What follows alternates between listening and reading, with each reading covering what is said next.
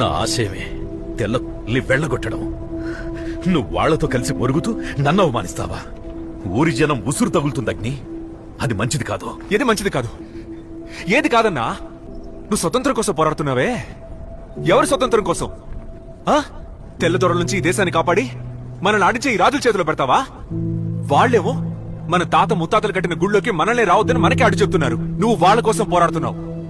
ఇప్పుడు ఇంతకు ముందులా కాదు, అన్ని మారుతున్నాయి. ఏం మారింది? ఇంకా మారతాయి. ఏం మారింది శివన్న?